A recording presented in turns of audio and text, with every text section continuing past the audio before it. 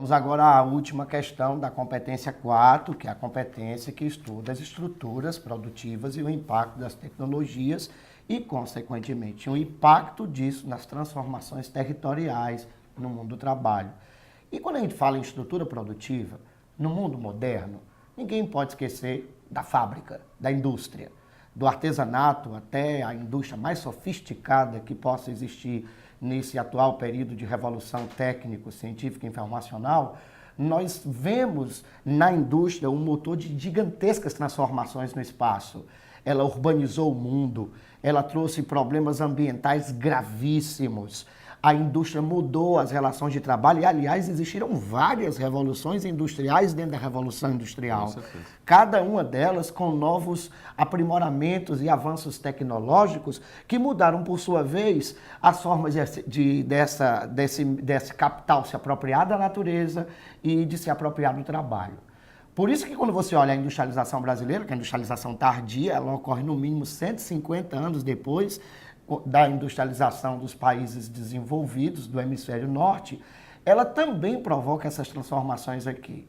A região que se industrializa, primeiramente, é exatamente aquela que vai concentrar a maior parte da indústria brasileira até os dias de hoje, o Sudeste. Capitais cafeicultores, imigrantes e a infraestrutura que foi herdada do próprio café são fatores fundamentais para viabilizar a expansão da indústria, que no início era apenas, como em qualquer processo industrial, inclusive o inglês foi assim, era apenas indústrias leves, indústrias têxteis, alimentícias. Dados do IBGE indicam que até 1960, Daniel, 60% da indústria brasileira era só têxtil e alimentícia. Quer dizer, a gente tem nesse setor o primeiro que se expandiu e o único setor em que a burguesia brasileira se apoderou dele. Então eu tenho um tripé de sustentação da indústria brasileira. O capital privado nacional, que se apoderou do setor de bens de produção não duráveis, o têxtil alimentício, por exemplo.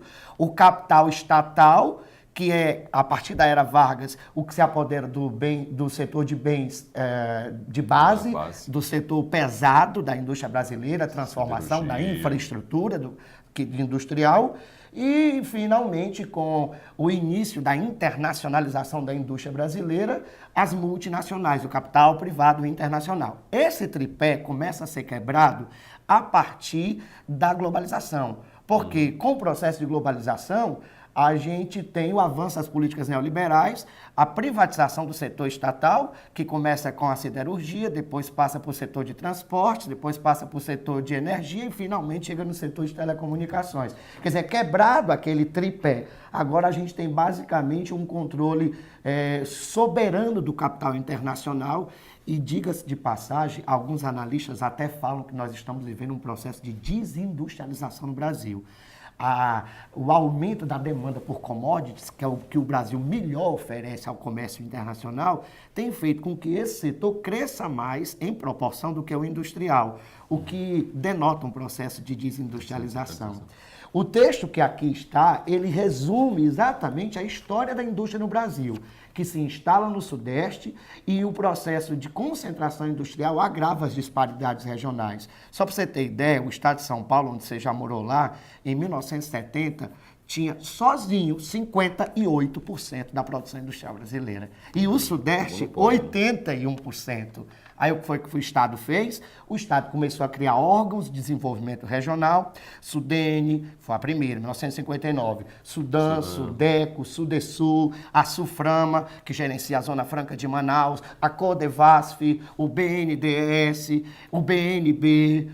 O DENOC já existia há muito tempo. Quer dizer, esses órgãos acabam sendo pontuais, mas acabam sendo uma demonstração da necessidade e do interesse do Estado em descentralizar a indústria brasileira. O que acaba acontecendo? Tanto que hoje, esse mesmo Estado de São Paulo, que tinha 58% da indústria nacional, hoje só tem 30% da indústria brasileira. Quer dizer, a indústria começou a sair de São Paulo. Aliás, ela começou a sair de São Paulo para o próprio interior de São Paulo, depois para estados vizinhos, como o Paraná.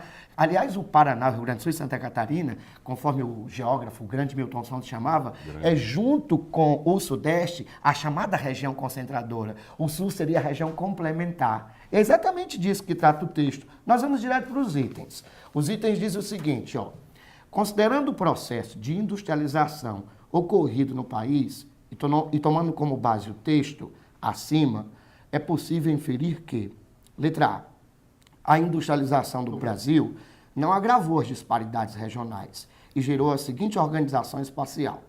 A produção concentra-se no centro-oeste e as demais regiões são fornecedoras de matérias-primas e mão de obra. Está errado.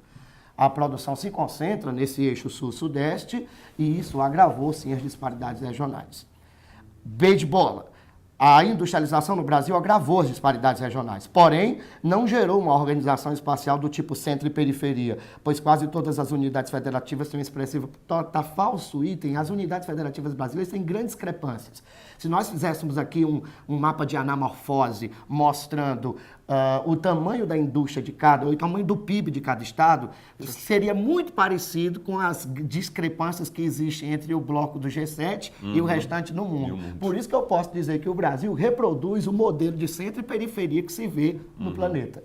Letra C. A industrialização do Brasil agravou as disparidades regionais e gerou uma organização espacial do tipo centro e periferia, com a produção concentrada no centro-sul do país e as demais áreas, mesmo com algum crescimento da sua produção industrial, continuam sendo predominantemente fornecedoras de gêneros agrícolas, matérias-primas e mão de obra. Resposta correta.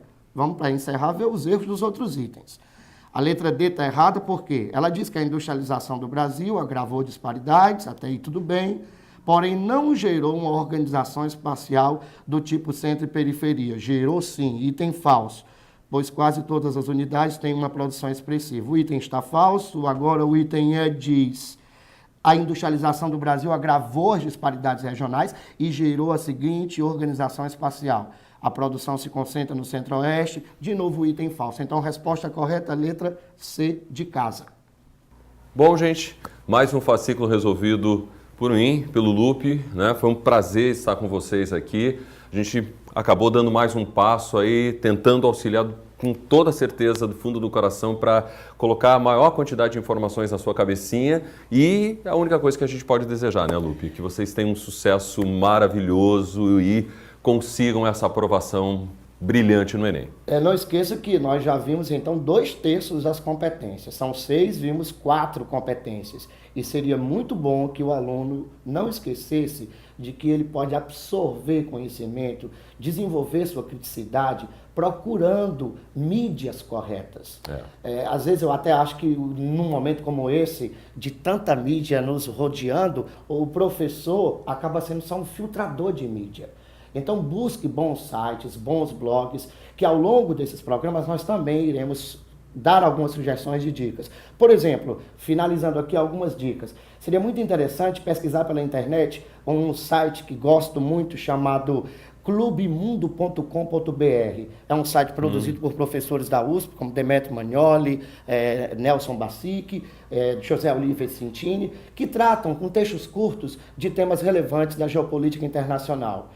Então, estude, bons estudos e até o próximo programa. Até mais. Diário do Nordeste no Enem. Apoio: Governo do Estado do Ceará, Assembleia Legislativa. Conteúdo: Aridsa, educação em primeiro lugar. SAS, Sistema Aridsa. Realização: Diário do Nordeste, informação com credibilidade.